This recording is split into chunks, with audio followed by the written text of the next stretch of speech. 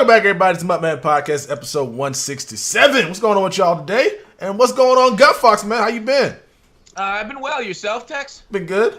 A little sick, but we getting better though, man. So that's all that matters. Are you sick and tired of Madden 19? Is that what you're sick of? I think that's why I got this infection. I think that's the reason why. Like the what do you call it? The non-care that EA is putting into Madden 19 has gotten into my body and made me sick. It's like some sort of like Miss Frizzle type situation where if it manifests in the real world, it manifests in you because she's inside of you? Okay, that fell apart really quickly. But Magic school bus for the win. Any text message this week? Not me. Other than what I do this week. I know my man Mike said he listened to this podcast for my text message, but I was sick this week, so I just kind of stayed in, didn't do anything. Like usually I go out, but nah, I didn't want to. I just didn't feel like it. I just wanted to sleep, and that's what I did. Yeah. So we're recording this Wednesday during the day because you were working last night, though. So Yeah. how are you sick and working? Isn't that some health code violation? What do you mean? That's a little easy. My job is I have the easiest job in the world. It's kind of like I'm like an EA employee. I just go to work and do nothing. Like it's fucking amazing, man. I show up, I sit on my ass, I watch movies, I go home. Like I gotta do nothing. So that's Fair point. Okay. So yeah, we're working. That's the dream, right? yeah, it But really is. anyways, you want to introduce our guest this week? Yes, our guest is a guy that you all know. Great dude. OG. Really is an OG, right? Uploads. Yeah. He's probably the only YouTuber that uploads whenever he wants to in the middle of the night. And y'all still watch because y'all love him. What's up, Cookie? Hey, what's up, guys? Thank you for having me. Anytime. Thanks for making it, man. Appreciate you coming on a Wednesday. Any day works for me. Wow, what a trooper. We love it. It's the flexibility over here. I like it. Yeah. Cookies DTP. Down to pod. Anytime. Down the pod. Yeah, late in the night, early in the morning. He's down. He's a real trooper. But anyways, so we got a little bit of an agenda today to get through. It's going to be going through 19, a little bit of your thoughts, just kind of like your summation on the year, what you thought. Did the game move forward or backwards? We're going to talk a lot about Madden 20, a little bit of the blog that released and the video log of the blog that EA put out, and then like the beta and a little bit of that and house rules being over and a little title update that we just got. So that's the agenda. I hope you're as excited as I am. Because there is going to be lots of rainbows and cookies and everything nice inside. Yes, but hopefully. Let's talk about right off the bat. I want to talk about the Madden 20 beta. I think that's kind of like the hot things. It's an enclosed beta right now. There's a few like EA insiders in it. My biggest question about EA's betas, and maybe not the closed, but the open, maybe this refers to if they do that again this year. Why don't they allow people to stream it or put content out on the beta? Because here's the thing. Like, World of Warcraft is having a classic launch in December or something, or November, December. They're having their classic servers launch. And they're allowing their streamers to stream it. And if you're in it, you can put content out on it. Why do you think, Cookie, that EA doesn't allow us to do content on their betas? Well, I think part of it is just probably where they are in the development cycle of the game, because they make Maddens every single year. I don't think they make World of Warcraft every single year or anything like that. So maybe they're not as close to where they want to be to like have public content as World of Warcraft is right now. That's a fair point. Like World of Warcraft's just kind of like knocking out like final bugs and stuff, whereas Madden is. I mean, by the time you hit beta, though, I mean that's the whole point of the game development cycle. The beta is an almost finished product. You're just trying to like iron out the kinks, right? Yeah, but it might not even be technically. It might be a call to beta, but it might be more of an alpha build. So we don't know exactly. Yeah. Because you, for people who maybe don't know, you are part of like the remodeled Game Changers program. So you're like, what's great about Cookie to the audience is that he kind of has a little bit of inside baseball, inside knowledge on EA and things, how they've worked over the years. But did you just laugh? Yeah. No, I do know. A little bit, yeah. So he, the goings-ons at the EA.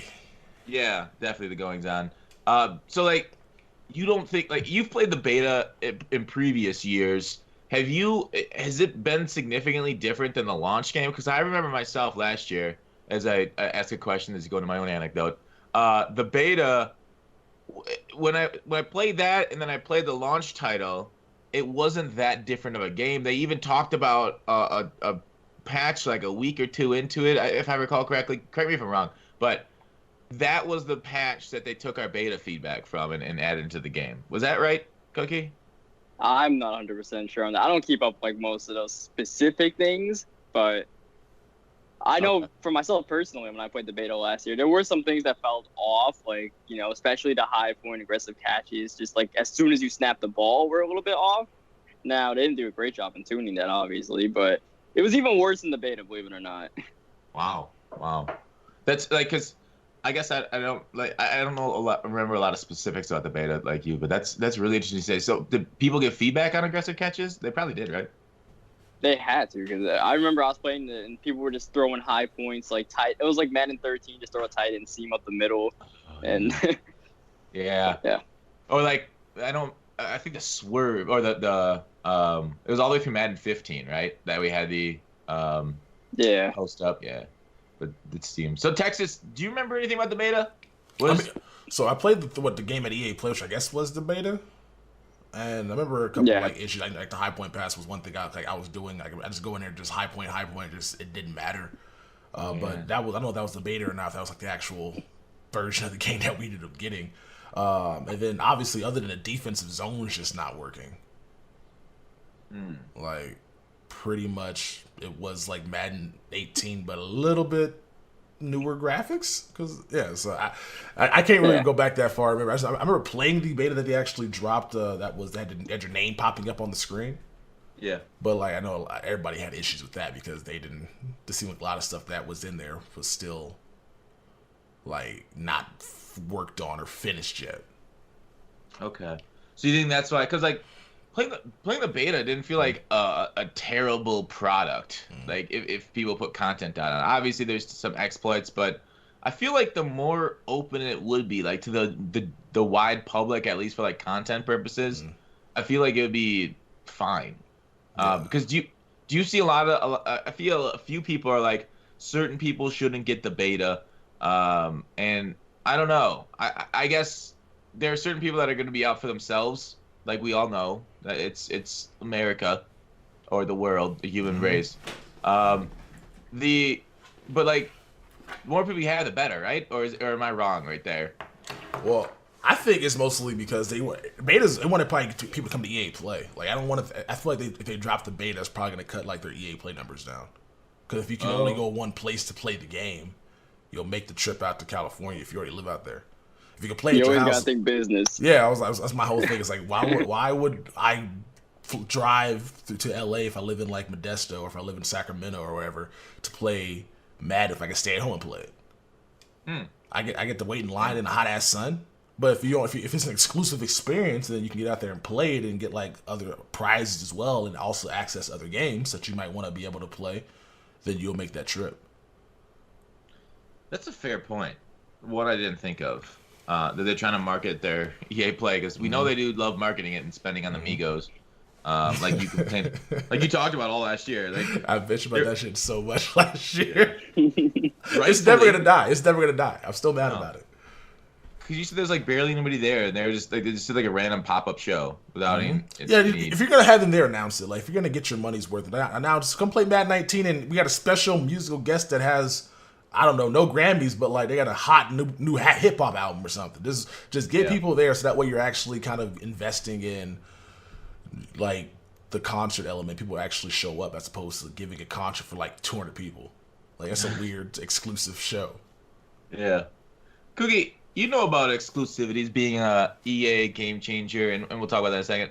What kind of cool benefits do they give to you? Like, do they offer you like?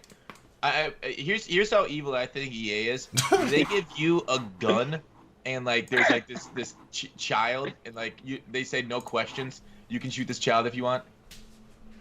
I do not think they do that for game changers. I know I don't do that, but NDA. I heard it. I heard it in his voice. Yep, non-disclosure. I gotcha. yeah, non-disclosure on that one.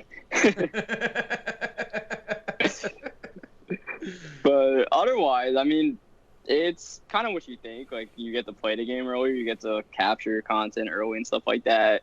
Nothing too much besides that. Like, you occasionally go to, an event. You even get to, like, play test the game early sometimes. Like, go down to their studio and give feedback. So, besides, like, during the year, like, there's usually not much going on. I gotcha. So, basically, they use you as, like, kind of different, like, testers almost and that kind of stuff. Testers, advertisers. Oh, right. Yeah. All encompassing. You're whatever you need them to be. Whatever they need you to be. You're Mr. Flexible, like I said earlier. Yeah, you can do whatever. Yeah. Yeah. Need help with the feedback? I got you. Need some help with some testing? I got you. Like, Jesus. They should pay you for that, right? Yeah, I mean, there used to be a way to get paid sometimes, but it was like during the Ronku days of the Game Changer program. That was like Madden 16 time, but they stopped doing that. Yeah, I heard they stopped doing that because the guy who did that program just left the company. So like, and nobody wanted to take it up. So yeah, the creators were like, I remember Clickwood went on some rants about it. The creators were just like, what do I do? And so everybody took up coin sponsors. So yeah, Cookie, have you ever been tempted to take a coin sponsor? No, there was one time I even like talked to him, but I don't really believe in that. Like, taking the coin sponsors, it's more of a moral thing for me that like I just don't believe in like something that's not like permitted in the game and advertising that to my viewers and telling them, hey, you can do this, but you risk getting banned, and if you get banned, it's not my fault because I'm fine. I'm covered. I got a contract. I feel like it's a little bit selfish to do it to me. Like, I don't care if anybody else does it. Like, you get your money, that's cool. I respect that. But for me personally, I would rather not leave my viewers that way. And I know people always ask me, like, would you rather be in the Game Changer program or would you rather sell coins? Because either one or the other. And I tell them I would rather be in neither than sell coins. Okay. Texas response? What's the response? He says I can do what I want. So he's entitled to his opinion. Texas, cool. What's up? Texas, let me tell you how this podcast works. You're supposed to get super angry. Like, what are you talking about, man? There it is. I really don't have I can't muster up the theater to do, because like I understand why people don't do it. It's like the same reason you don't do it. Like it's like you rather not, like, you kind of want to stay in the middle. So like, yeah, he's not saying coin sponsors or coin people who do it are the most evilest people on the planet, because that's not true. We all know that's EA. Like we talked about, they offered you to shoot children. Yeah. So we're good. It's like I can't get nothing mad about that. So I get his take on it. I get his opinion. I may not agree, because I feel like there's more stuff you can do if you have money in your pocket as opposed to getting goods, which is what like a lot of these game changers end up getting. Like, you get good trips and stuff, but if you take the money, especially if you're a bigger YouTuber, you can then set yourself up financially for the future, and then go back to EA if they offer something tangible in the future. Yeah, I remember when we had Toke on the podcast a few years ago. I think it maybe predates Texas for the podcast, but I asked him, and this is when he was in the Game Changer program. I think it was right before 16 or 17 when he switched. I think it was before 17 when he switched over. I was like, you can make like $100,000 a year on a channel your size if you take a coin sponsor. Why don't you? And he obviously had his reasons at the time, and then he ended up switching over later. So maybe this is the time we ask Cookie, hey, so a channel your size, you could do like $100,000 extra, like, per year. That you could feed, like, why don't you? So you never actually heard them out to what they're offer you per month? I heard it once, but this was years ago. This was like 4 or 5 years ago or something. Oh wow, okay. And you've grown the bit since then. Yeah. So, like I said, it's not something, I don't think it was something I'd ever explore. Like I said, even though I wasn't a game changer, it's not something I explore. But that's like more of my personal moral beliefs, to where I don't really care about, okay, that's money, but yeah, the money. Like, it's not going to do me any like moral happiness, but that's like some deep inside thoughts on what I think. that might be completely different from other people that are probably smarter than me. I love it. I love the inside man of Cookie, and I mean there's nothing wrong with that type of viewpoint either, and gotta respect that. So, cheers to you. So what have you shifting topics a little bit? What have you heard about the remodeled Game Changer program? Well, when I've heard Kralo talk about it, it's more of Kralo's program, because before he inherited whatever was the Game Changer program, post Ronku, post Andrew Johnson used to be in charge of the Game Changer program, and it was never Kralo's program. Now it's more of what, you know, Kralo believes, the people he wants around him, the people he trusts, and there were like some people he didn't even know were Game Changers, so it's just a lot of cleaning up like what that name means to like what it means to be a Game Changer and all that. And because of that, you know, they had to cut the number down and stuff like that. And it's more just like select people that like, not like an exclusive thing, but it's more of just, you know, not just giving out the Game Changer title and putting in your Twitter tag and then you just start talking some complete nonsense on Twitter, and it's like, oh, that's a Game Changer saying that. Like, just trying to avoid more of that kind of problem. Yeah, I've had my run-ins with well, not Game Changers, like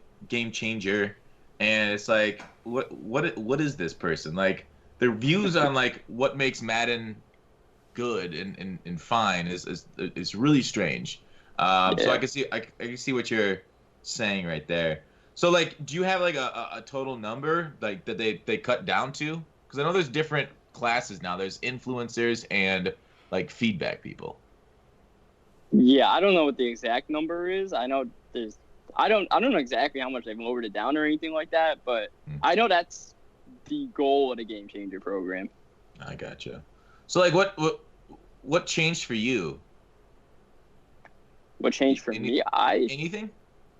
I haven't felt anything change. I feel like it's the same kind of things going on. Like I'll be at EA Play in June and stuff like that. So, because yeah, I heard they cut the EA Play invite list down dramatically.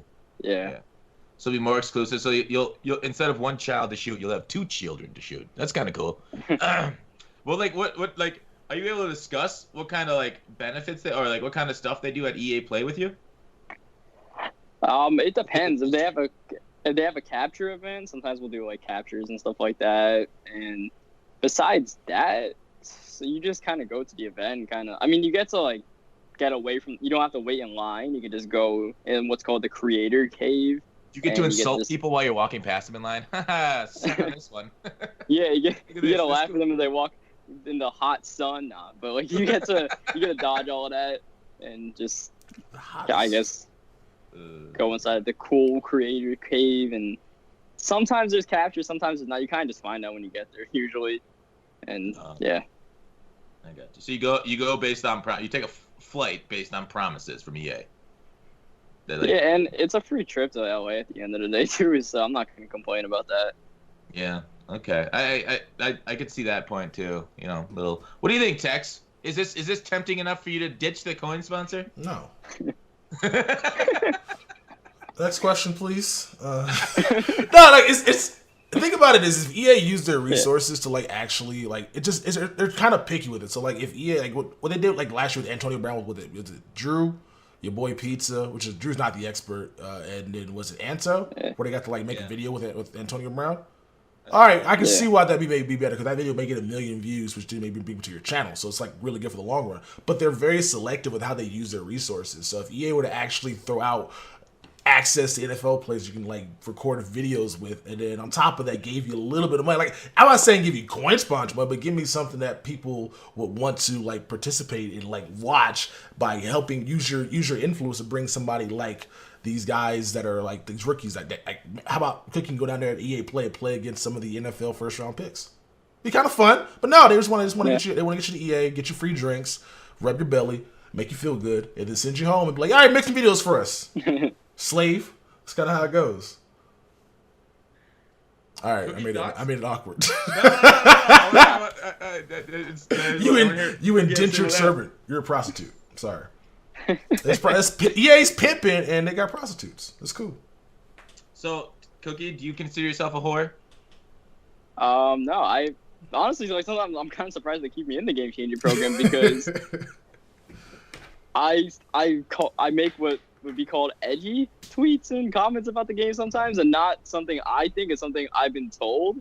So I'm just like, okay, so that's cool. Like, I probably push the limits more than most game changers, if any, about making public comments about the game and all that kind of stuff. And that's just probably just me being transparent, because a lot of people kind of just say, oh, I'm a game changer, I'm above everybody else. But I probably just they probably aren't happy about my approach, but it's a real approach, and I'm pretty sure they respect it, because I'm still in the game changer program as they redowned it or whatever.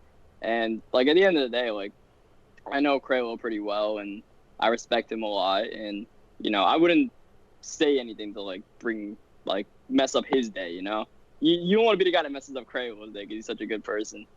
Yeah. We've had Kralo on a few times, and yeah, I definitely agree. Mm-hmm. Good dude, but I've messed up his day more than once, so I think go ahead and do it.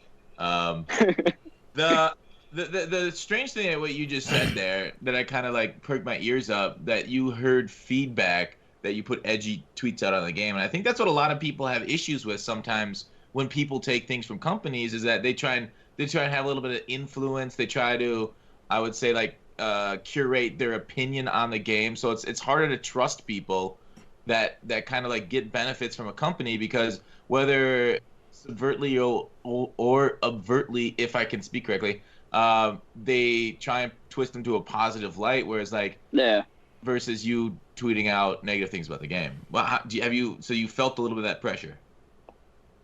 No, I never felt the pressure to be positive. It's just that's what I've heard.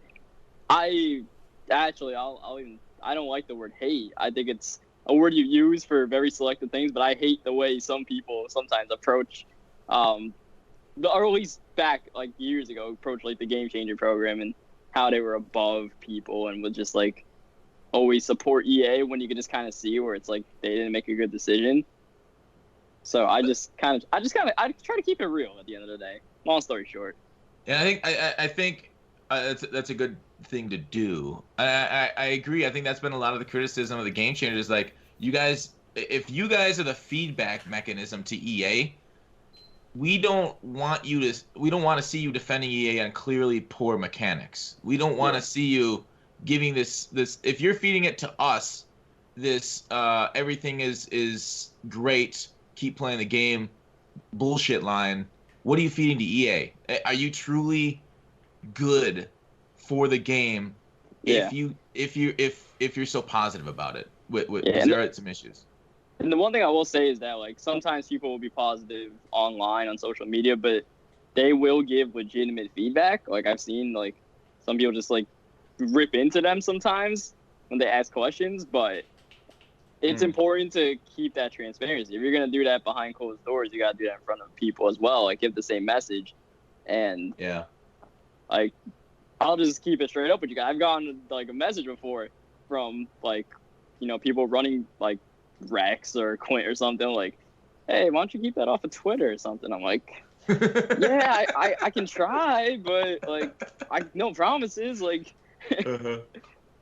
everybody else is already treating it. Why does it matter that I am, right? Or I don't know what it was. Like, was it an issue with the game? I mean, it would just be like, I don't know, it could be a random bug or something like that I'll find, and people, all of a sudden what'll happen is someone will add like a Rex Dixon or a Clint, like, fix your game, and I'm like, oh, here we go. They're gonna they kind of rat me out sometimes. I'm like, all right, hopefully I don't hear too much from this. But I mean, like, it's not like completely negative or bashing or something like that. It's just I try to find the tightrope to walk, and I think I do a decent job at it, because like I said, I'm still in the program. Yeah, and I haven't seen many, if any at all, complaints about you being a game changer and your attitude, because you do seem to keep it pretty real from what I've seen on Twitter. Texas, what are your thoughts on the game changer program and what he put out about what he just said? That's my biggest complaint with it. It's like, I understand that you don't want to lose you don't want to lose the title, but like, I just don't like when people are not critical for the sake of just trying not to lose their title. Yeah, that's kind of how that stuff goes. Because like, I've worked in environments like that in real life where like people come in there and they're like, this is all right. No, you can't just be out here like being positive is cool, but like at some point you're just lying, and I'm just like, I'd rather you just kind of be honest with yourself and honest to people who know what's going on, as opposed to kind of just bullshitting. And so when the game changers come out, like it's like I'm trying to think of I can't think of an example, but like there's been plenty of stuff where like they will defend something that's blatantly broken. Yeah. I'm just like, why are you doing this? Like, you know, you're just setting yourself up for failure, right? Like, if you got something to say, then cool. But like, if you know what's gonna make people mad, then why are you gonna say it? You know? Yeah. Like, why are you gonna put yourself out there and just get embarrassed online? Like, if it was a valid response, I get you. But like, most of the stuff is just like you're defending stuff blindly, and just I'm just like, I don't get that. So I do like that the program exists, because I think people do actually take it seriously, and those are the guys that I like. Those are the guys that I think are the best game changers, the ones that are kind of positive and a mixture of both, as opposed to those that are just like trying to keep their free trips to these events like locked in by just doing the one thing they know how to do, which is pretty much slurp. Yeah, which one thing I will say about Cookie and him in particular, like people with maybe they don't have as much, I guess the word is clout as Cookie, might fear losing it. But like Cookie, with 600,000 subscribers, like EA has more to losing him than he has to losing EA. Like if EA ditches Cookie picks up a coin sponsor and is in the end probably better off for it. So with the cash coming in, but like it doesn't matter what you say because they need you, which is kind of cool. So you don't have to be that lottie-dottie goody two shoes because likes to potty. Yeah. Sorry, I was just you said lottie-dottie. That's just like the natural thing you say right after it. I'm sorry. All right. You don't have to be a dick sucker because you basically have almost equal power to EA in that instance. So it's easier to become real and harder for them to control you because of that audience that you have. Yeah, I mean, I guess I do have a little more leeway, but it's not something I try to use. It's not like I think like, okay, I have more leeway than other people. It's just I just kind of take that chance. But I mean, at the same time, I still keep it respectful because just like when I go down to studios and I talk to the developers there, like there's people I respect in the offices there, and that I think do a good job at the game that, you know, it's not always shown because, you know, it's just, you know, social media is usually just a negative environment. But I think they're like I believe like the people like that work there's a lot of good people in there. Mm-hmm.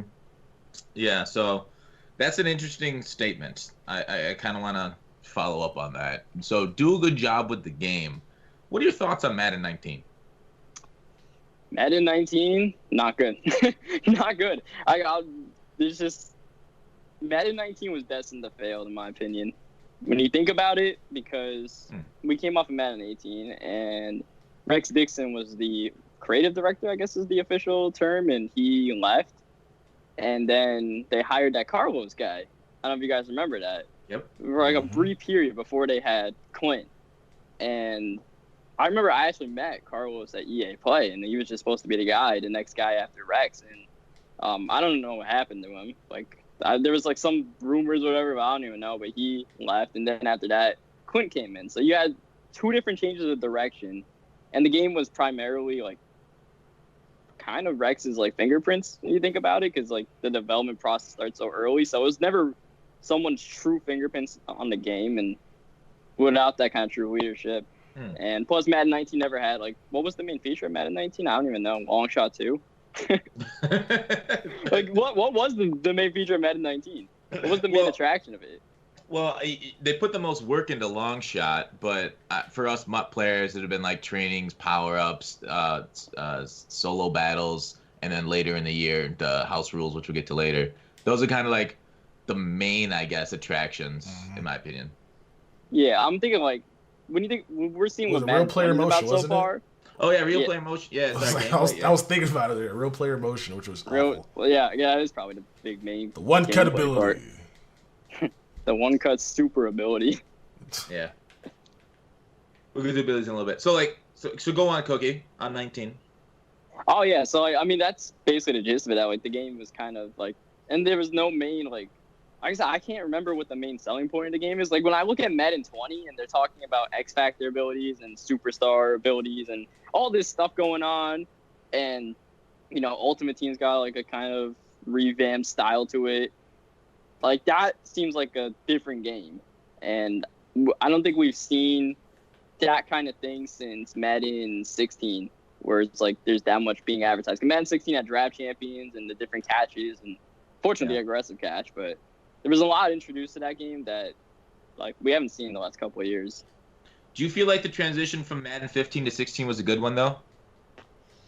I don't know, man. Like Madden 16 is is a weird game to me because it seems like it's getting a lot of positive hype like the last couple of months, like as people start getting nostalgic and not liking Madden 19, like Madden 16 was cool, you got aggressive catch people. Like I hated that. I hated just people aggressive catching. I mean, I'm sure to transit, like if you're asking me to transition from like, whoever was running the company to Rex, like it was pretty seamless because it seemed like it was kind of just Rex's thing, like his vision. Like he was the one that kind of just said, all right, we're going to do this new catching mechanic thing, which had promise. It's just the aggressive catch is a little bit more dominant than the other ones, but I would say the turnover was clean. Okay. So, like, of the last 5 Maddens, could you put them in order for me? Like, because this is a big debate. It's like I'm not gonna like judge you based on your order because I've had this and I've had struggle. Like, I personally think Madden 19 is better than so I'm just talking about this generation. So 15 to 19. I think Madden 19 is the best of this generation. Would you agree or disagree? And then rank your 5. So I would probably put Madden 17 at the bottom. Madden 17, I think I could have fallen asleep playing Madden 17. Everyone just ran stretch. Like it was probably the most boring Madden I've ever played in my life. Then after Nickel Blitz, you could not block it. After that, probably. So 17's at the bottom. Then 4th would be 18. Then I would say 16 and then 19 and then 15. 15's number 1 for you? Yeah. Huh. I feel like 15's an underrated game. Like people look back to like Madden 25, but for some reason they don't really remember 15 because I think 15. Well, let me hear Texas's point. What's your top 5? Is it just Madden or MUT? Both Madden and MUT. Because MUT and MUT 17 was better than Madden 17, but MUT was like trumped that because the team building was crazy in that game. You can say that about any year, though, right? Nah, this year sucks. Really? I like team building this year. It's easier, and everybody uses the same cards. Except for theme teams, obviously. I will go, so starting at 5 through 4, we'll go, 18, 5, 19, 4, 16, 3, 15, 2, 17, 1. You're talking about MUT? Yeah. Okay. I could see that point. But wow, really? You just like the team building in 17 the best? The team building in 17 was the best. That's when you had the milestones. You had cards with 3 different chemistries on them, or so you can go with like you had like ankle breaker, or and then you had like fucking Dallas Chem, and then you can get like an ability as well on some of these cards, or you could have got like an extra like mobile blocking on the player, so just made it different dynamic there. They also had like style solos in that game too, or chemistry solos. They also brought out like the MUT Master was better that year as well. Like I just feel like the MUT element of those games were so much better. That's why 15 and 17 like right there up top, 16's right there too. Then 18 and 19 are down below because of their MUT Master. They're like MUT stuff's good, but it's not what it was.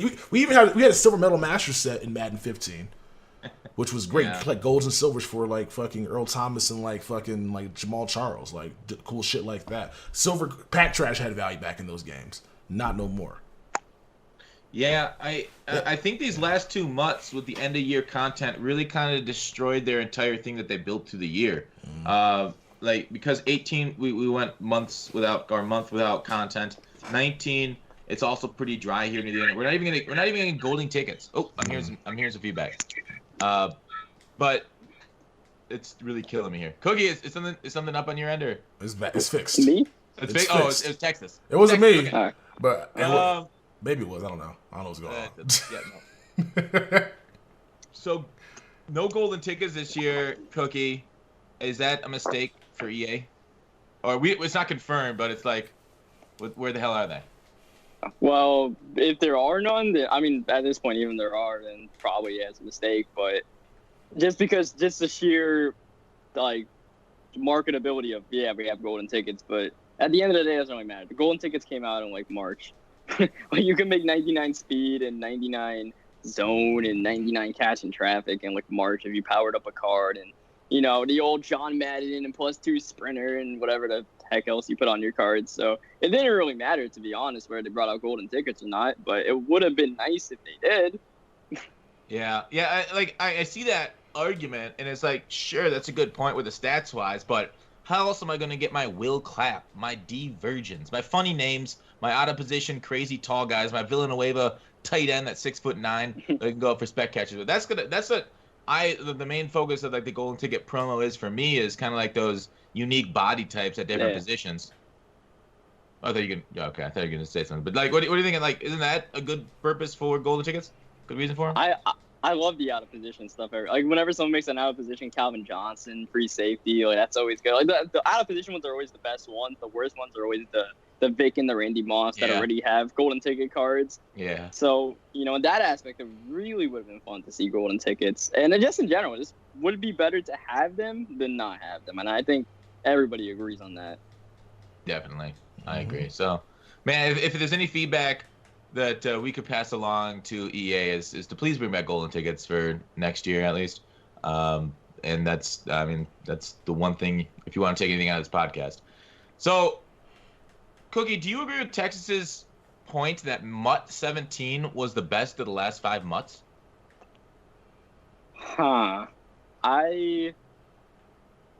I mean, it would probably just be better than 18 and 19 by default, just because, like Texas was saying, like they just kind of, everything has a master set, and that just price fixes most cards and stuff like that, so that makes the promo not so fun.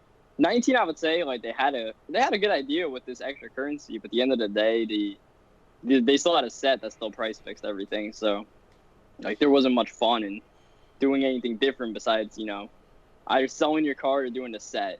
Though I would say the Christmas promo with the new currency and all that, I thought was really cool, but you know, they kind of overkilled it and made it pretty basic. So I don't know what they're gonna do next year. But besides that, like 18, not anything too great. I remember I like the more budget aspects of 16 and 15, where you didn't always need the best cards possible to win. So I prefer those ultimate teams where you could use like a gold 78 running back if he had good speed. Jerick McKinnon, you know, Jerick McKinnon was the budget god.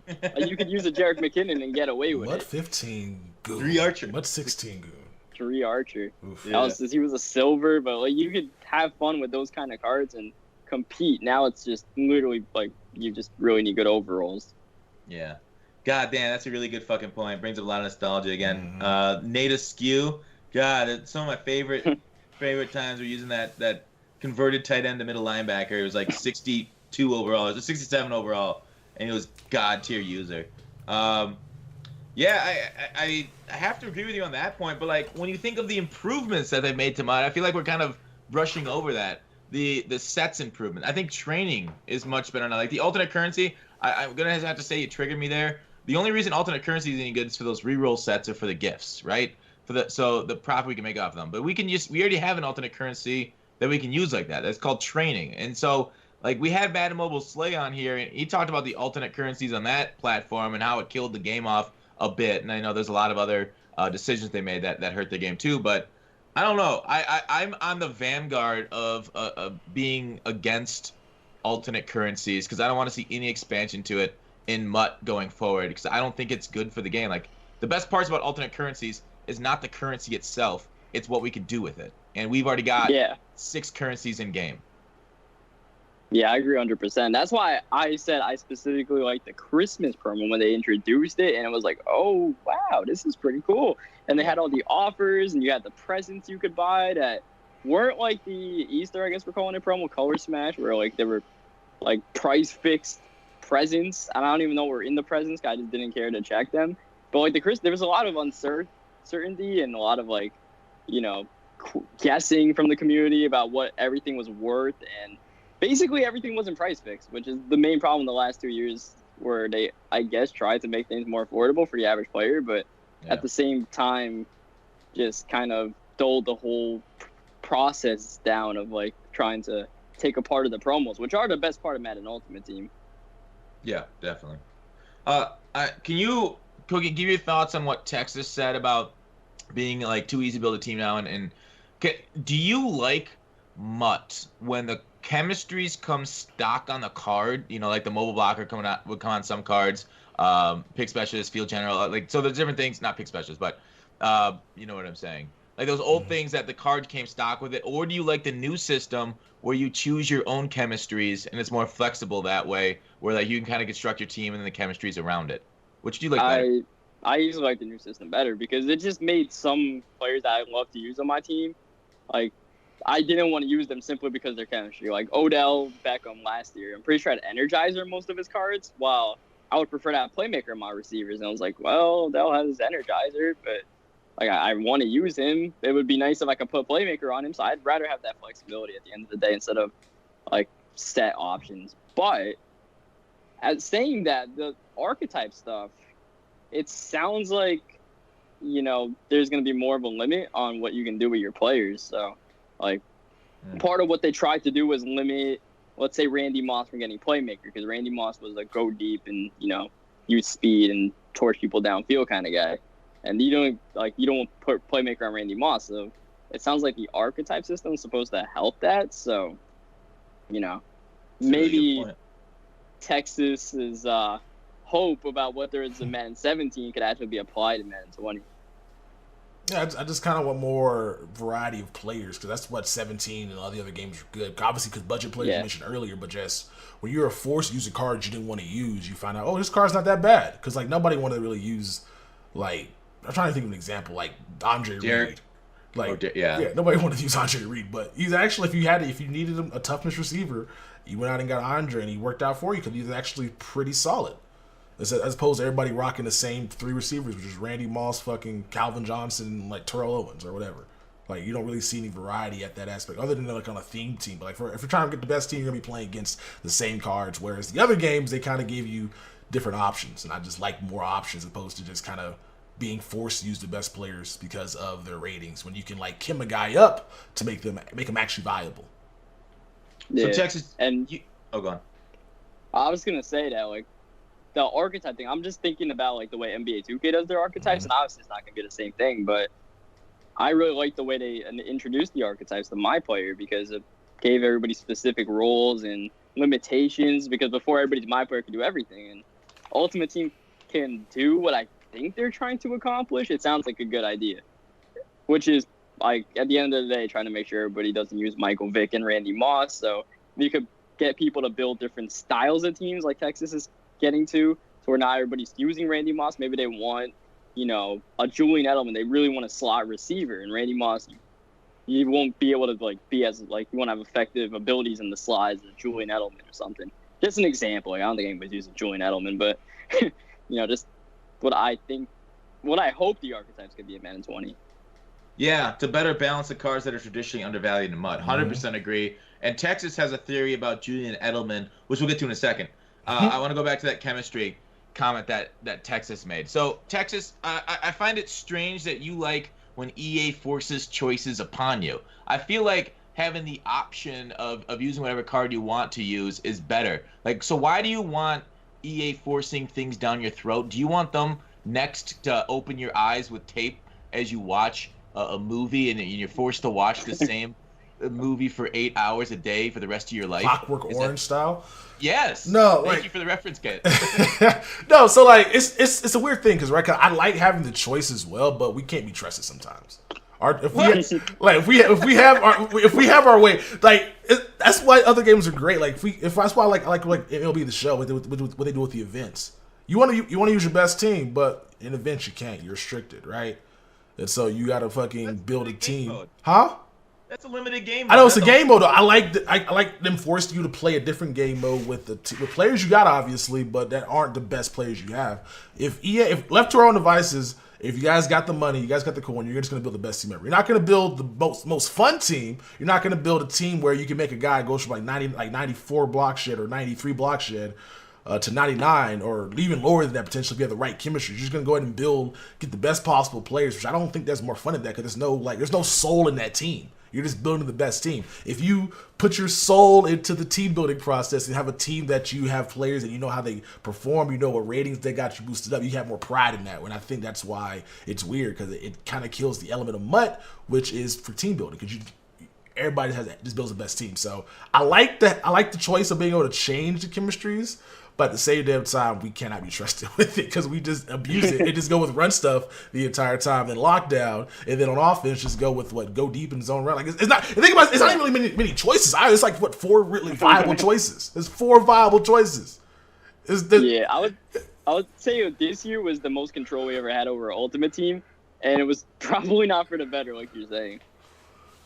No, I think Texas is onto something there, and I do believe he makes a really valid point about team building being important. Now, EA, we saw how they struck gold with theme team chems. Now, what they can do maybe going forward, because a lot of people, not everybody used the best team possible. Some people actually used theme teams, or they went like 30 or 25 or 40 out of 50 for their theme team to add the speed boosts. The problem becomes sure, you're right that everybody just wants to get the best cards, but that's been a thing for MUT from the beginning, even through 17. I was just using the best cards. So building a team based off standard built-in chems is really, really kind of neat, and it's something that maybe EA can look forward to doing look to do in the future. I don't know. Maybe offer us the choice of one chemistry. Like say we get a choice of our own run stuff, lockdown, whatever, and then there's another one that comes stock on the card because we already have that with cards having team chemistries. That's already something that comes stock on the card. Yeah. So that if you want to build around that team chemistry, you have that. But that's the only build around you have. They could potentially offer another path by putting maybe even their colleges. I'm just spitballing, or even going back to the Madden 17 style with this made up chemistries to kind of help the team building aspect that Texas wants. So there's solutions to kind of bring up Texas's world because I do like the vision he has, but when weighing all the downsides versus the upsides, I still believe it's better to be able to be flexible to build your team because there are some budget ballers, not anymore, not like they used to be, but like somebody that you chem up that covers a weakness that ends up playing like a top end card because not everybody's got the YouTuber type pull pack kind of currency in their bank accounts or in their coin accounts. So there is that a lot of people do end up using those lesser cards that they chem up. So that's kind of my thoughts on the whole thing. Tex, what do you got? Yeah, so I agree that it's not for that we need to find a balance for it. So that way it's not just like they're kind of making cards that would be really good terrible because of the chem that they give, and I don't want to see that ever again. I hate when they do stuff like that on purpose. Like they would give a guy that has 45 he's a finesse move, power move guy, but give him physical, give him physical front, which doesn't increase anything but block shit. Doesn't increase his power. It's just bad stuff there. So I get why we gotta it has to kind of be done correctly. But I just feel like this year more than last is that it doesn't reward people who want to just kind of build budget teams. You have to spend a bunch of coins to make a good team. Whereas in previous years, before 18, you can get out here and use these players that were good at one thing. And that's what I want more of. And if EA kind of cater towards that this year, and obviously and they lean towards their stats being weighted towards just maybe the archetypes might help out with that. If you can go ahead and actually build a team that has that a guy specifically good at this one skill set, which would make it better for team building. But that's what 17, that's why 15, that's why 16 was so much fun because you could just get out here and just rock out with whomever. If they had good enough stats, they worked for you. Yeah. Yeah. So I think that being good at one thing is I do believe it's valid every year. Up until a certain point, up until when at Thanksgiving we started getting that Lawrence Taylor who had 99 power move or whatever, and that's the max. So being and chemming people up to help their strengths is what you want to do early in the year. Later in the year, there comes usually there's a inflection point where you go from trying to max out one stat to kind of maxing out them all and getting jack of all trades because you're already kind of at that 99, you're stuck there. With these previous couple years.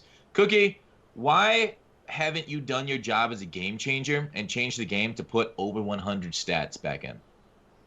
Yeah. I mean, I personally don't really care too much about like the over 100 stuff. I guess that's getting pushed. I feel like the reason why that's probably getting pushed now is because we got 99 stats so early. Like I was saying, we got golden tickets in March pretty much. So that's why people are like, oh, let's get back over 100 stats. I think it's kind of dumb. Like you need a 1 to 100 scale. I mean, I guess the Ultimate Team is just like this actual fantasy mode, but it's kind of just writing your own rules at a certain point, which is like, I'm personally against that. But I mean, why do you think it needs to be 1 to 100? It's a set. I mean, even if it's 1 to 105, it just needs to be a set number that everybody knows. And I mean, it makes sense to be 1 to 1 or 1 to 99. There's no 100s. I mean, it makes sense to like line it up with what they're doing with the regular team stuff, I guess. But I mean, either way, if you're doing 1 to 105, like I don't know, it just doesn't make much sense. I mean, like, does it make sense to make it up to the regular teams? Because it's not regs, right? It's Ultimate Team. You want ultimate players, right? Yeah, but I mean, I'm just saying, like, the scale that you're using, the way to maximize that scale is by starting off lower at the beginning of the year, I would think. Yeah, that's definitely one option. Like, lower numbers at the beginning so you gradually build higher. Because what happened this year, it seemed like, was things built too high too quickly, and they kind of couldn't even control it themselves.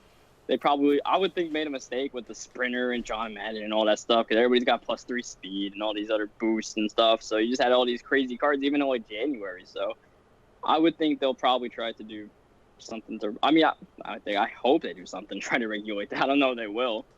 Yeah. Yeah, Sprinter at launch was crazy expensive and insane. Only the top, like 1% of 1% teams had Sprinter on it because it was like 1 million coins just to do like tier 1.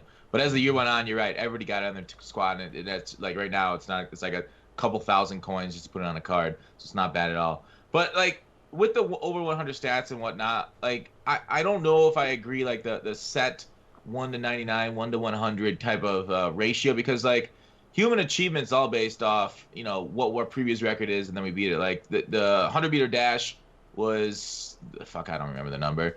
And then Usain Bolt became faster than the 99 speed guy. Like, why? I just don't understand like why there needs like certain stats. Like you can't get more accurate than 100% accurate, right? A throw accuracy shouldn't go over 99. But I think with certain stats, there are guys that just clearly bust the I would say top end of human achievement. And it does feel like in an Ultimate Team mode that you would have kind of that represented. Like Deion Sanders in his prime was amazing, and maybe you give him 101 speed, something like that. Maybe just because it's Ultimate Team and the way the game's built, you need to kind of build up to that, and to kind of show those like shock value. Oh my God, this guy is over 100. It's like over 9,000 meme. So that's kind of why I've been in favor of it to kind of bring a little hype back to the end of the year. Yeah, the one thing I'll say is that this is why I think the John Madden and Sprinter stuff is just like kind of killed the idea. I'll just ask you this question. How many players have 99 speed in Madden right now in Ultimate Team? With chemistries, there's probably a couple. Without. Oh, without? I'd have to look it up. Maybe. What, John Ross and Chris Johnson? So 2, I think? 2. Yeah, I was going to say 2. Did Barry Sanders get it or not? He has 98. So there's about 10 players with 98 speed in the entire Ultimate Team. But nobody knows that because of speed and Madden, all the boosts, and even like you had block shed and all this stuff. So there actually aren't many cards that have a bunch of 99 stats. Even at this point of the year, it's just that the boosts have applied to that. And even now, like EA's kind of feeding into that. All these cards come out, I feel like purposely have 96 or 95 speed because they know if you power it up and you put John Madden, you put boost, that's +4 on like a bunch of stuff. And that killed a lot of like team building because it just capped everything so early. Yeah. Well, I for one, enjoy chemistries and the more options. The physical chemistry was kind of neat in my opinion. And so like I could see that there's obviously multiple solutions and everybody's got their opinion on it. But you think your ideal solution would be just kill the chemistry off next year, and kind of like cards play more stock. I'd kill off Sprinter immediately. Just like that's a very powerful tool that we should not have at the start of the year, I feel like. And even Coach Madden coming in and giving you +1 speed, and what was it, like Series 3 in December or something like that, or Series 4 in January. Mm-hmm. That's too powerful too early, I feel like, if the stats are going to be as high as they are already. if they start off lower and keep the same formula that they have this year, then it might work out better. But like when you look at the cards, these cards aren't crazy all over the place. It's just the boost you put onto them make them all golden tickets. Yeah. So like I don't have a solid reason why we need to keep Sprinter. I just tend to like more choices than fewer, and there are alternate solutions to stopping, like you said, start lower, go over 100. But I think EA will probably go with your method to remove chemistries like speed chemistries from the game. But like then we're gonna have the same problem with other chemistries. Like our block shell will be at 99, and it'll be there for December onwards. So all we'll care about is speed at that point, or whatever abilities or X factors, which we'll get to in a second, are on the card. So I don't know. Texas, what about you? Which solution do you like? I don't know, because like the speed chemistry, like Sprinter's cool, but at the same time, with how easy it was, 'cause especially after when I hear people tell me it was supposed to be like higher, it's supposed to it was supposed to be, instead of being 30, it's supposed to be like 40 or 50 players to get it. So that way you had your entire team, so it'll be only a +2, but you had to get it for your entire team. Be a little different at that point. So they can easily just make it more expensive, or also on top of that make it required for most of your entire team. So that way they can kind of balance it out. So that way you can get like 25 out of 50s one speed, 50 out of 50s two. So that way they can kind of like increase throughout the game. But I just feel like all they gotta do is just increase the scale, or just like I don't want to start slow. I don't want like Tyreek Hill, or not even him anymore, because he might be in the game next year. But I don't want a guy that's traditionally fast to have like 85 speed so they can have 14 points to build up. The best solution is to literally go over 100 stats for physical stuff. Yeah, but at the end of the day, whatever he starts with 85 or he starts with 90, you're still going up +14. You're just going from 90 to 104. But from 85 to 99, I feel like. But they can go from it's just like the marketing, I guess, of having over 100 or whatever it feels like, the specialness of having over 100. It's still the same scale. That's my point. I feel like it's the same scale at the end of the day. You're just changing the numbers. Yeah, if you have guys start at 15 speed or 85, it's the same thing. The guys are going against each other, right? It only matters how you're going against other players on the field.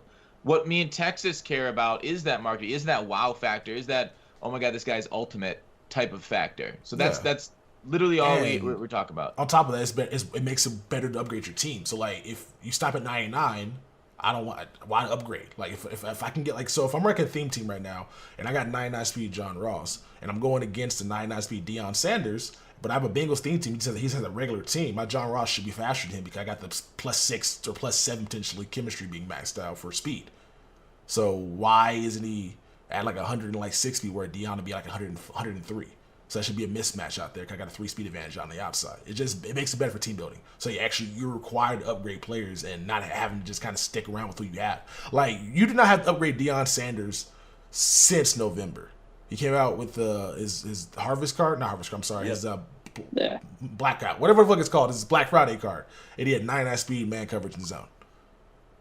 But you would upgrade him if you can get like 108 speed. So it just comes down for that. Like, why stop when you can keep going? Why? This is weird. If you're gonna keep dropping cards that are already maxed out, basically, and you're not gonna increase anything like on tackling or anything that's like on blocks, you're just gonna increase speed. And you're gonna increase his man to make his stock higher, but it just doesn't make any sense. But it just seems like a better marketing strategy to just go over that speed threshold, go over that like the physical stuff threshold. That way you can actually see a difference in these cards. Everything you were saying is why no speed upgrade should be in Madden 20. No sprinter, no adding 50 out of 50, because all this is just, I think, ruining Ultimate Team to where you want 108 speed because you're getting +15 speed boost from like this guy and the next guy and the next guy. I like obnoxiousness, like I said, there are two people in Madden 19 Ultimate Team at this point of the year in May with 99 speed, which is crazy to think about without all the boosts and all that. And that would be an exclusive club if everybody didn't get +20 speed boost, and you could have like Night Train Lane with 99 speed. So that's the way I agree with your point about how John Ross should be faster than Deion if you have all these boosts on him, and maybe that is a good argument for adding the over 100s. It's not something I feel too strongly about, but it's just like I feel like just the speed boost in general, like that's the main premise here that it comes down to, where you're getting plus 15 from your coach and plus 20 from the other guy, and the water boy's giving you plus 3. So just limiting all of that will keep team building more interesting. Yeah, but like eliminating I mean, it's cool. Like that's your solution to it, but it doesn't add any depth to the mode. Like you don't get to pimp out your roster then. Like there are other chemistries obviously you can use for other stats, but why don't we like chemistries? Are you just do you just not like adding to the cards in general outside of like playmaker, Cookie? I mean, the speed one specific, I'm cool with most of them. It's just that. But like, speed take the speed argument and apply it to block, shed, or power move. Why is Lawrence Taylor's last card you needed coming out at harvest time? Yeah, and that's part of just like you have whatever boost and all that kind of stuff. That's why I would think you can lower the number at the start of the year and just work your way more up. I feel like I mean, like at this point of the year, even just in general, all your team overalls are probably higher in, like, let's say February 2019 than February 2018. So they would have to find a way to lower that number, and that would just be either lowering the overalls as a total or just lowering the numbers at the start of the year. Either way, what they did with Madden 19, the numbers they used, didn't work. Texas, sound like you want to say something? No, I'm good. Oh, okay. Yeah. I thought you were going to go on an epic rant there that I cut off. No rant. Yeah, no. So like, yeah, like we say, those three solutions. Cookie, I think we're going around in circles, but basically, me and Texas, we like chemistries and the ability to boost cards up, and your solution is kind of limit just the speed ones and start lower. I basically, that's the sum of the argument. So we'll move on from there since we've kind of fleshed out that one good. The abilities and X factors and player archetypes you touched on during that discussion. I personally am super excited for this because I think the inability for Tom Brady to beat Tom Brady in franchise and MUT, like you've always wanted the scrambling quarterback, to give him something that's powerful, that makes him more unique, that makes him want to be used, or people want to use him outside of just New England Patriots stands. There's, I think, a needed gap there that EA seems to have filled. Now, the big question is, Cookie, are these things going to be balanced? Are they going to be over or underpowered? And how quick is EA going to react to that? Well, first off, I completely agree about the Tom Brady being Tom Brady. That's something I've always thought about Madden since I started playing it, is that the stars should feel like the stars. And ever since I've been in the Game Changer program, they always ask us for feedback and all that stuff. I always say Adrian Peterson should be Adrian Peterson, and Tom Brady should be Tom Brady. I shouldn't have Michael Vick and feel like Tom Brady. And what they're proposing this year, like, I'm really excited about it. And, like, I believe it could be the future of Madden, even. Like, this is something that will be in Madden 50. Like, not like that, but, like, you know, like Madden 25 would have X factors and all that, because this is what? a good Madden way. 25? That didn't have X factors. What are you talking about? Oh, I'm just coming to you. Go on, sorry. whatever they call that game. But, yeah, like, it would be in Madden for, like, years to come, because this is a way to differentiate the stars from the average players, to make Patrick Mahomes feel special. And I've seen the counter arguments for it about Bazooka might be overpowered or something. I don't know, whatever people are saying about how these things might be overpowered. And specifically Patrick Mahomes, when we haven't seen anybody else yet, really, besides Mahomes. And just, I think they touched on Tom Brady being clutch or something. But like, at the end of the day, I think it's really good for the game to have the stars be the stars. I agree. Texas? Archetypes. Yeah, archetypes and abilities and X factors. Yeah, the archetypes, like, it depends. It depends on if, like, the ultimate goal at the end of the day is to not make Michael Vick immediately the best quarterback of all time. Because Michael Vick's 91 card, as soon as it came out in August, it set the tone for Michael Vick being the quarterback for the rest of the year, when his, like, 3 other cards came out until Lamar Jackson came out, pretty much. So that would probably be what these archetypes was trying to, like, get away from. So you would want Tom Brady. We'll see if it works. If it does work, I think it'll be brilliant. It's just, I don't know if they'll be able to accomplish what they want to accomplish. Yeah. Texas, what do you think? Are they going to be overpowered? I don't know. It depends, because, like, I still think we're all going to gravitate towards using the pocket quarterback. It all depends on, I went to scrapping quarterbacks. It all depends on how the gameplay works. Reason why we all use it is because everybody runs spam blitzes anyway. And so block shit D and all the other shit that comes in, you have to kind of be able to leave the pocket. Mm-hmm. And so Tom Brady, even though he does have all these abilities, but the game is still broken, there's still guys getting unblocked. The pass-off system may still be broken. All of a sudden, you're not going to want to use my Tom Brady because what's the point?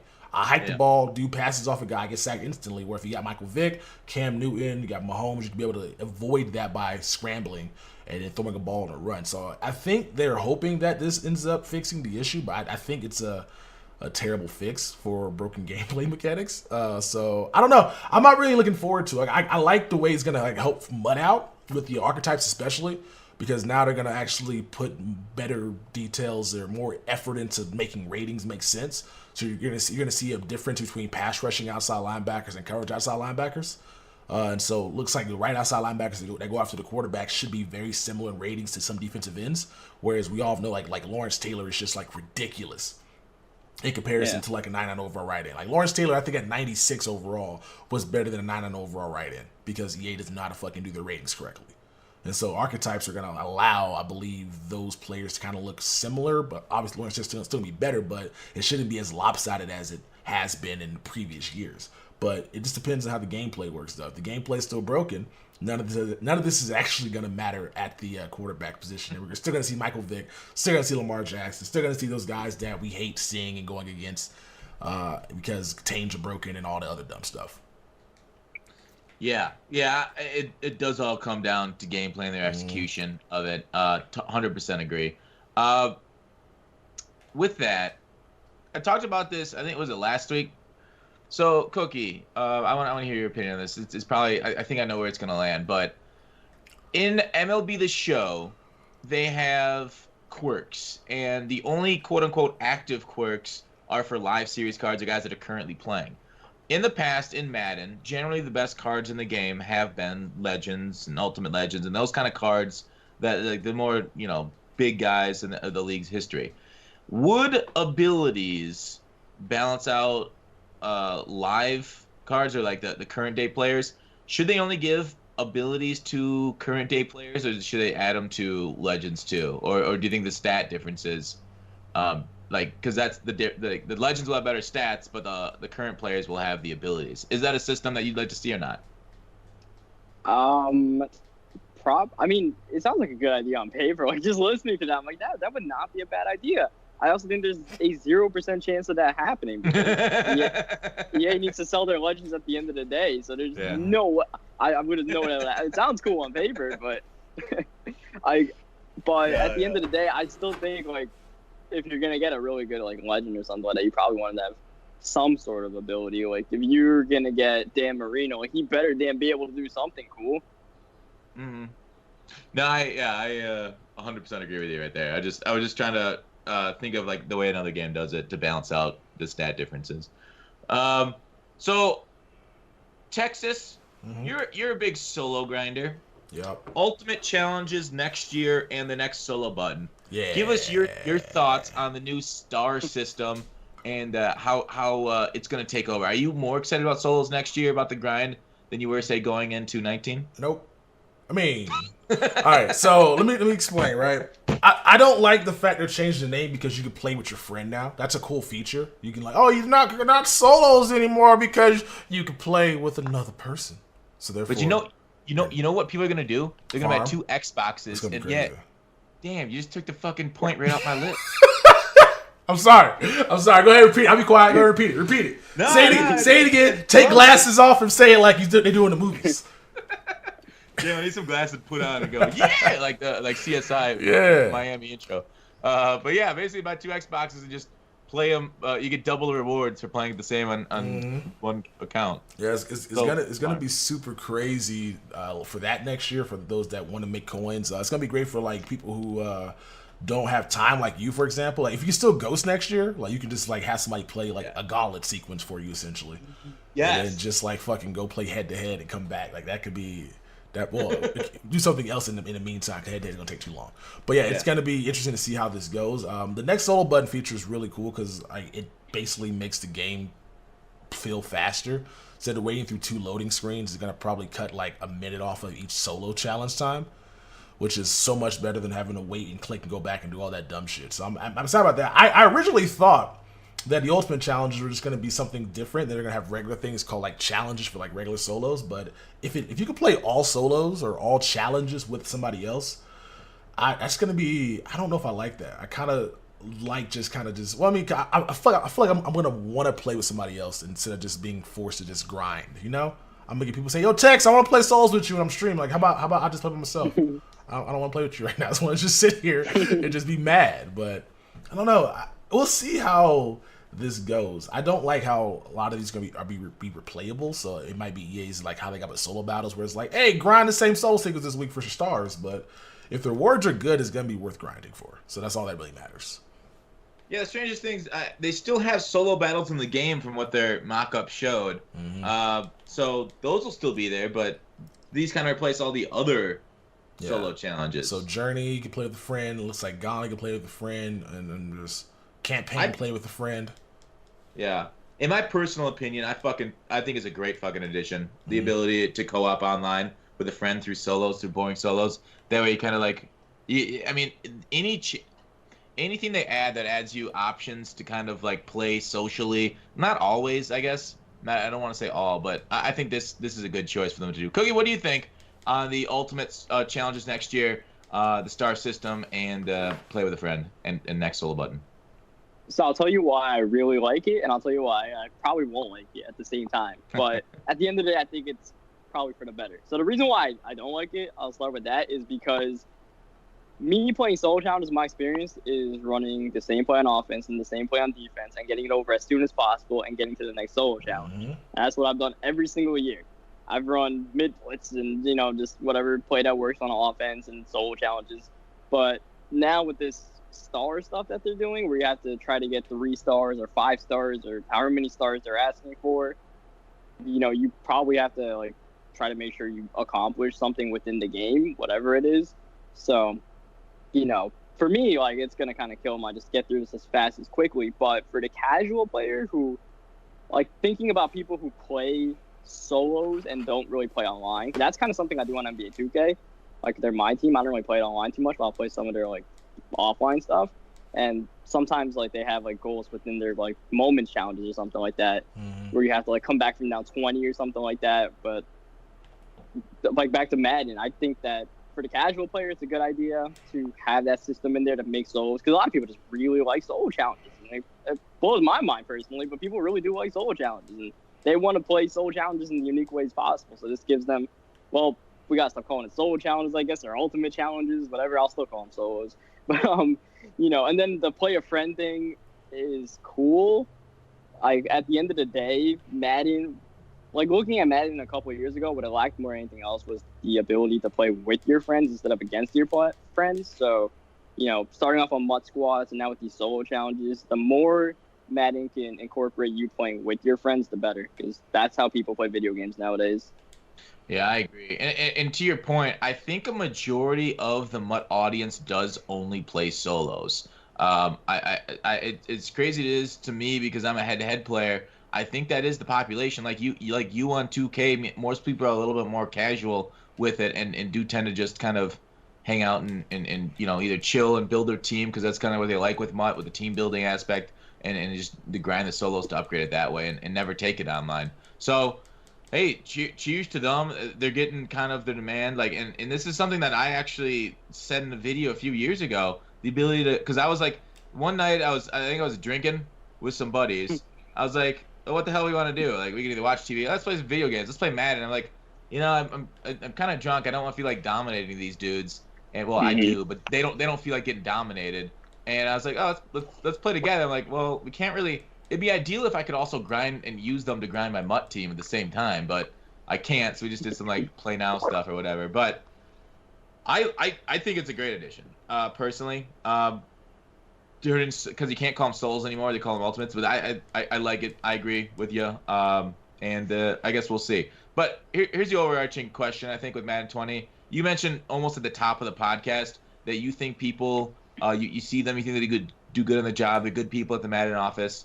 Like, do you have any faith that Madden 20 is going to be a good product?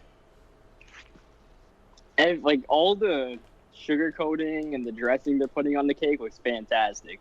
What's inside the cake, which is the gameplay at the end of the day, I don't like. That's just something we have to see when the game comes out, and not just when the game comes out. When the game comes out and people try to find a way to break the game, because when the game comes out, it's always good. Like everybody's like, yeah, this game's actually pretty good. And then a month from now, somebody finds the cheese and the game sucks. No matter like what Madden is, it happens every single year in the Twitch/YouTube era.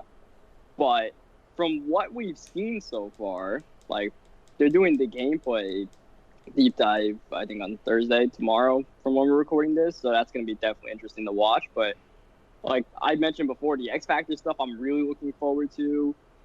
And like I feel like that's something that could change the game and the way it plays. So I would say I believe in Madden 20 being like not just a better game than Madden 19, but a different Madden, which is something we haven't seen in a while. And just the amount of what they're throwing, and plus we haven't heard about long shot. That's an automatic W. Like let's not undersell that. Because what I originally heard about long shot was it was a 3-year process. We got them to pretty much screw off year 3 of long shot, and that's a major W for the community. Round of applause for the cause. I am so proud of this community. Oh, I can't even. I had to use the meme. Nice work. Nice work. Fuck it. But they basically, all they did is transition long shot into like this other story mode where you're the quarterback. Yeah. Is that a W or not long shot. I mean, it's not long shot. It's at the end of the day. It's long shot with different wrapping though. Like it's a different take. Yeah. It still looks like kind of that same thing, but at the same time, it looks like we're supposed to be playing in the NFL. We get to go through college, we get to play our college career instead of being forced on this one track journey down the road where they tell you you have choices, but you really don't have choices. Now it looks like, I mean, we'll actually be able to play games as our creative players. So, that's what we want. I agree. It's a better solution. It's more wish fulfillment, and it's kind of what we had back in the day with Superstar and stuff. So I don't want to talk about that very much because I'm whatever, we've talked about it before. But I agree, it's a better choice than long shot, even though I'd prefer all the resources going to gameplay. So with that, when you talked about Madden getting broken down the road after launch, like I say this every year, the best Madden's played right on launch, even with some of the bugs and the things that we find out, we don't find it out right away. You were announcing competitive tournaments, and it seems to me, tell me if this is right or wrong, that the meta. I remember making a tweet a few months ago, and I said, I don't think the meta for defense has been this good in a while. It's very diverse right now. You see 52, 3-4, 4-3 odd, nickel normal, big nickel, 3-3-5 barely, even a little dollar. And then the competitive tournament happened, and now everybody's running 3-3-5, and it's kind of you see a little bit of 52 out there too. And then it happens earlier in the year too. Like we always start the year with the meta kind of being a little, janky, people running different things. And then like a competitive tournament happens, Skimbo wins it, and all of a sudden everybody's running bunch again. And do you feel like the competitive tournaments set the meta too much? And are they too early in the year? Like, do we want them pushed back a little bit so we get a little bit more time with a more diverse meta? I would say 100% yes on the setting the tone thing. Like, yeah, everybody watches that. Everybody sees what Skimbo does. And it's like, okay, I'm going to add that to my game. They don't do it as well. Like, everybody runs past sales, but they don't make any adjustments. Like, the one thing I picked up from that tournament is that, like, there are a lot more actual, like, concepts within the plays that they call, like, on offense, not on defense. They call the same stuff on defense. But even at then, they make their crazy adjustments and stuff like that. But the meta is still the meta at the end of the day where, everybody wants to run Pat Sale because there's a broken part in Pat Sale. But, I mean, I wouldn't say pushing tournaments back would be the answer because that's, like... They're going to happen no matter what, so... It's going to happen. Yeah. So, like, what could be an answer? Like, because here's the thing. Here's the thing I found with 19. Those defenses that were viable when everybody was running them still are viable now. I get super triggered because I was running 3-3-5 for months before that tournament where it kind of made everybody run it. And then whoever won it, the thing is, like, nickel normal still fucks. There's still the shed defense out of big nickel normal. They still have the run pass tell glitch in those things. But you see everybody running 3-3-5 now. So when I run it, I get YouTube comments about me being a bum or whatever. I'm like, well, god damn it, I was first. All right, I'm triggered. So what would be the solution? Because there's clearly things that still work in other formations. It's just people just follow the competitive guys. How do you solve that?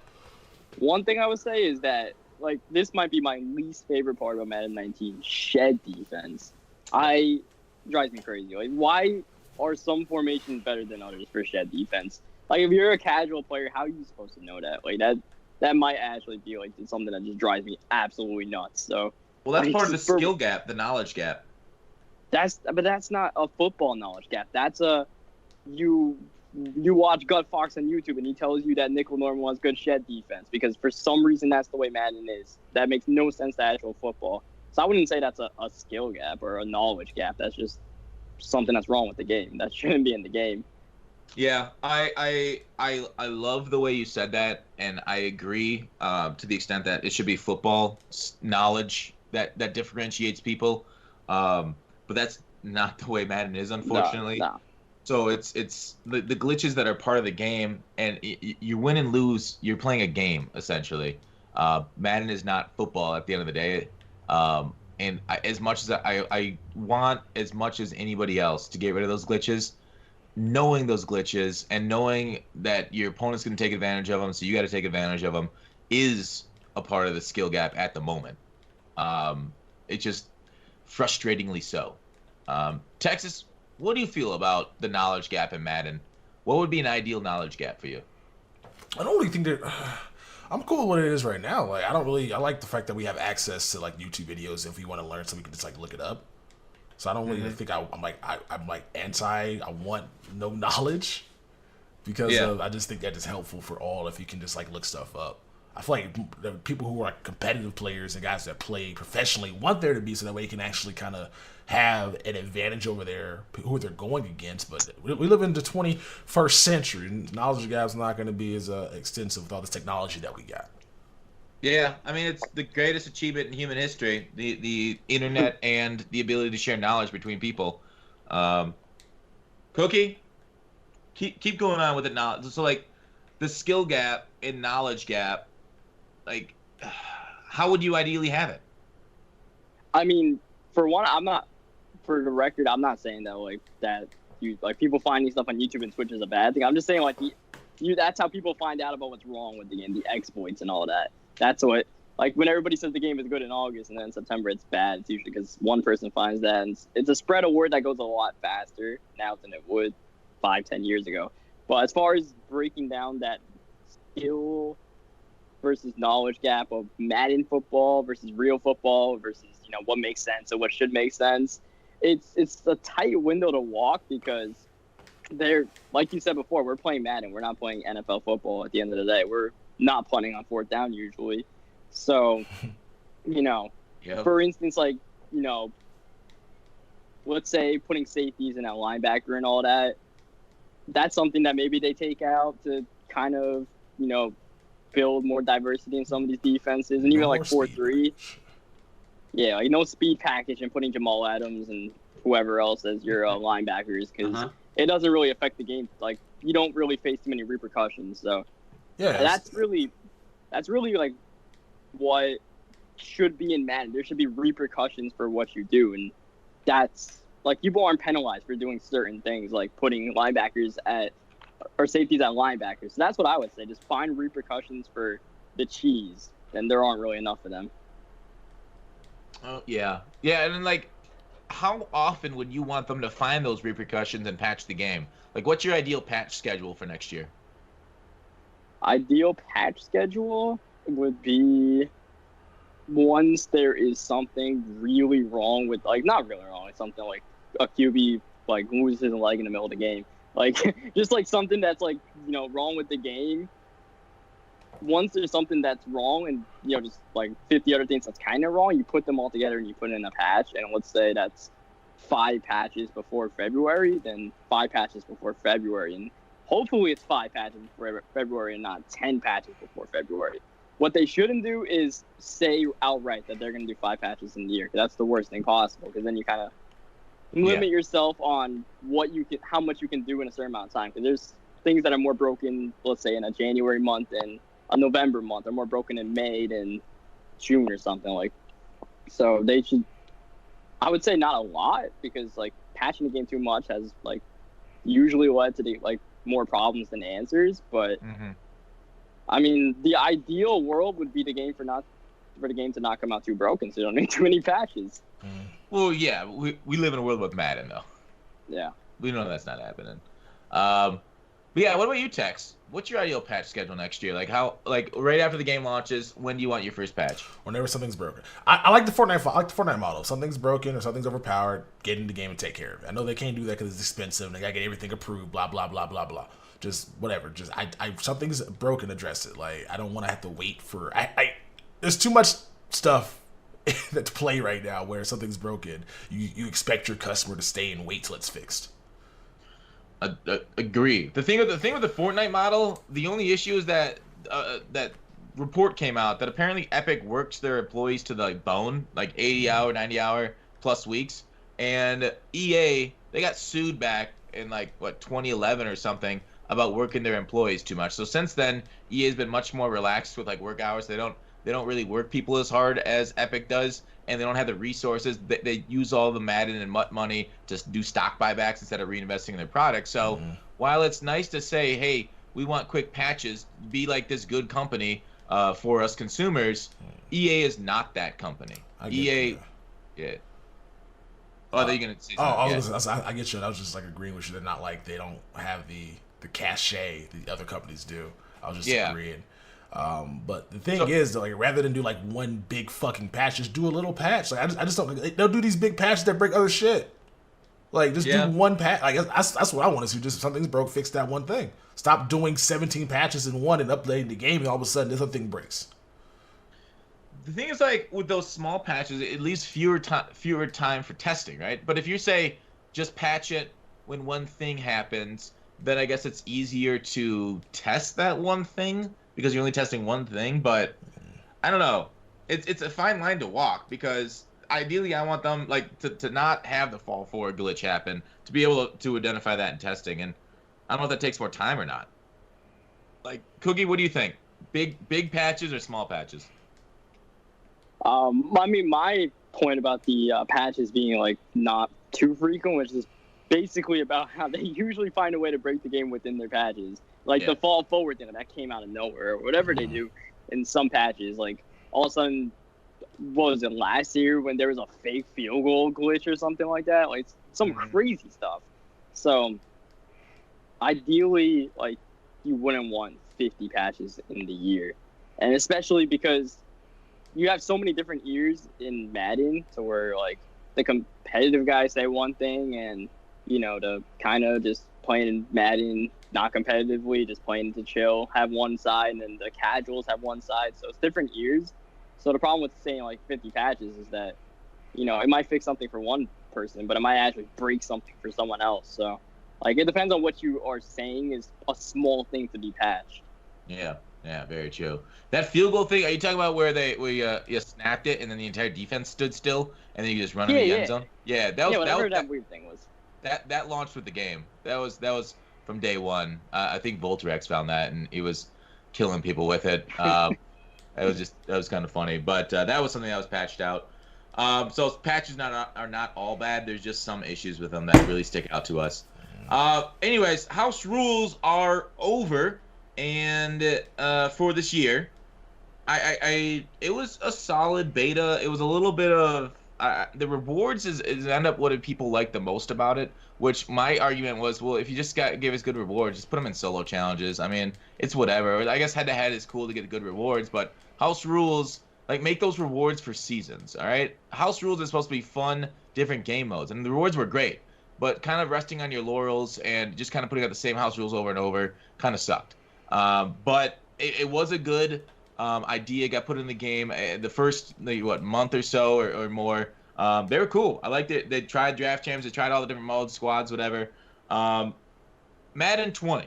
They've confirmed it being back, and Jake alluded to like college overtime being a thing for house rules next year, which is really cool. Hopefully, we can do some squad builder challenges for house rules, that kind of stuff like MLB does. Cookie, give me your thoughts on like a house rules mode you would ideally like to see for next year, or multiple modes. Ideal, and this is something I've thought of for years. Like, when you went back to the team building part, where you would have to only be able to enter a game. Let's say, for example, you have at least 40 out of 50 on your team chemistry. So nobody's going in there with, a juiced up team. You're going in there with, let's say I'm the Giants. Yeah. Like, I'm probably going in there with Eli Manning or Daniel Jones. And every team has, unfortunately, but basically every team has different weaknesses and strengths, which is interesting. And, the main thing about Ultimate Team is that, like, every team usually has, like, the same weaknesses and the same strengths.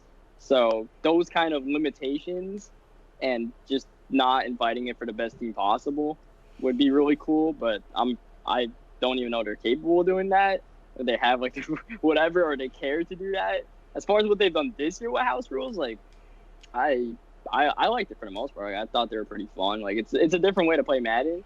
Maybe, like, do more of the stuff where they change the quarter lengths to like 3 or 2 minute quarters, because it's a casual kind of thing at the end of the day. Just speed up the pace of the game. And like you said with the rewards, maybe just make the rewards lesser, so it's not as competitive of a mode as it is, just a casual mode. What I think house rules should be. It shouldn't be just everybody's going at each other's necks to get 99 fantasy positional hero pack. Just, there's no 2-point conversions or something like that, or the 2-point conversions were 8 points when you wanted them. So, Yeah, I 100% agree. I think it should be definitely catered towards more casual people. I want to hear Tex, your opinion on house rules. Do you think the rewards made it too sweaty? I don't think it's that. I think it's the fact that it was based off ELO, because if it just the matchmaking was bad. So, like, if you're an all Madden first, you're going into sweaty games, because I didn't really play many sweaty games. Like, I didn't play head-to-head at all at much this season. So I don't think it's the rewards, because the rewards at the end of the day were good, but you've got 10 straight wins, you get it anyway. I'm sorry, if you get 10 wins in total, you get it anyway. So it wasn't even, people would get in the game, I'm not going to win this game and leave. But, like, if you're playing in one of those fucking all Madden tier 1 fucking top 100 player games, you're going to be fucking sweating it out because you're going against that. So I think EA made a mistake this year, but not having it be more casual in terms of, all right, so anybody can get anybody matched up into a game, as opposed to just trying to find somebody that is going to either win against you or lose against you. Like, it's 50, that 50-50 bucket is not what that house rule should be for. It should be only for, I guess, weekend league and head-to-head seasons, depending on the tier you're in. Yeah, or by win number or something. Yeah. But even that, like, I don't know. I agree. It should be like, because I think it was on the podcast we asked Savage, or maybe I just asked him in DMs, and here I'm leaking it. But I think it was podcast. Because we were talking about house rules, and I asked him, because he made a tweet about this. I asked him, like, well, how many top end weekend league players did you play in yours? I think he said he went 10-0. He had to beat 7 top 25 weekend league players on PlayStation there, and I'm like, that's fucking insane. To have to win that many games against top end players just for the house rules. And I'm like, that's not what this is supposed to be. This is not supposed to be a competitive mode. That's literally what Weekend League is for. That's the competitive, the try hard, the good rewards for, like, being the best. And I was, like, blown away, because I remember, because I had a sweaty week too, and ever since then I'm like, well, fuck seasons. Like, there's no reason to be high ranked in seasons, because it harms you for your house rules ranks. It makes it harder to get rewards, and because season rewards aren't that great. So I don't know. It feels bad, man. Hopefully that's something changed next year, but I doubt it. Maybe I'll just stay low in seasons all year, or just tank my elo. I don't know how to do it. Frustrating, I'd say. Any other thoughts on it, Cookie? As far as house rules, probably not. Yeah. Any other, like, funky, like, low gravity monsters versus each other? Any other, like, I don't know, like 1920s football with no forward pass, or Australian rules, Canadian rules, football? Anything else? Any crazy things off the top of your head that you could think of that you want in the game for house rules? What's the crazy shit you can imagine? Yeah. Off the top of my head, I probably can't think of much. But, like, I am down for the craziest house rules. Like, I hope that they push the limits and do something too stupid. Because then they can find out. Then they can find out. Okay, we know we're our back in what we can do and what we can't do. Mm-hmm. So I hope they just absolutely push the limits. And I thought they did a pretty decent job of that, like this year, considering it was a beta thing and something just got thrown in at like mid-year or something like that. But like this was the beta. Like next year's the real thing, and I'm expecting, not just 2-point conversions to be worth 8 points. I'm expecting, 2-point conversions to be worth 8 points, and there like to be a target zone where you pass the ball in a certain spot, like how you do in with the gauntlet. Sometimes you got to pass it in certain spots or something, and you get like an extra point or something. Just some absolute madness. And I want them to do something too stupid so they can find out, okay, that's where we pushed it. Yeah, I think triggering the super serious Madden players would be ideal with house rules. Just make it silly as fuck and don't take yourself seriously. Yeah. But last thing on the agenda before we wrap it up, we had a stability title update today. Is this kind of, I mean, obviously it helps Madden 19 hopefully, but it's testing for Madden 20 a little bit. But we had so many issues with online connectivity this year with, losing connection to your peer, with freeze-offs and that kind of stuff. I see this as an absolute win. What about you guys? What do you guys think about a patch this late in the year, Tex? I have no thoughts. I don't. Like, thanks for wasting our time this one with an update, EA. Appreciate it. Really? You think it's a waste of time, huh? I mean, it's the game. I mean, if you're still playing Madden at this point, you're a degenerate. That's all I gotta say. Wow. Wow, I'm sitting right here. Okay. All right, I feel it, Tex. Cookie, hopefully you don't personally insult me. Cookie, what do you think? I mean, I don't really know what this stability thing is about, so like, it's kind of hard to speculate what it could be. Like, maybe it was like something to remove house rules would be my guess, since like house rules is finally done today, or it's just something to make online more bearable. The one thing I will say is that like, they've had a lot of connection issues and desyncs and all that. I'm pretty sure they got rid of that at some point in the year. Like, I haven't seen any desyncs. I haven't seen any tournaments really like messed up by desyncs. Like, I know when I was at the club championship in like late January, early February, like they were just worried about desyncs. So there was nothing they could do. There's nothing they knew about how to fix it. And I mean, they fixed that at least. So hopefully for Madden 20, like we don't have to worry about those kind of major connection issues. Yeah. So you're gonna, I totally agree. Kind of, Brad, like, are you gonna continue to try to announce competitive stuff and kind of keep doing the competitive tournaments? I mean, if they have me back, sure, I'll do it. Like, it's interesting to do, definitely. I mean, like, at some point in my life, like, maybe I'd attempt to get into, like, that kind of field to do, like, commentating stuff for, like, football or basketball or something. And Madden is potentially a good thing to learn about because I know a pretty decent amount about Madden. Mm-hmm. Doing what I did specifically, like I did color commentary, which was not something I expected to do when I went there, but it was still kind of cool. But like, they had me back. I'll do it, and I even talked to Rockets about potentially like trying like some MUT stuff there with some of the tournaments they have. So it's something I'm definitely interested in. Cool. Like you expect to be, you want to be more of like a play-by-play guy. Yeah. Yeah, I can see that because you play-by-play top 10s and stuff, which makes a lot of sense. So like, put you as the play-by-play guy, and then like Skimbo as the color commentary. Another pro would be your ideal setup. Yeah, like that kind of thing. That's what I expected actually when I went there. I was like, okay, I could do this. Though. I tried to adjust to it, and I hope I did decent. Yeah. I watched one of yours. I think you were next to Skimbo on color commentary, and yeah, I thought you did well. Yeah, I had no complaints. So cheers. Yeah, so you're flexible basically. Mr. Flexibility. Yeah. Hell yeah. So anything else you guys want to chat about before we head out? Cookie, you big in the Game of Thrones? No. All right, well let's skip that then. Anyways, that's it. Anything else you want to say before we head out, Cookie?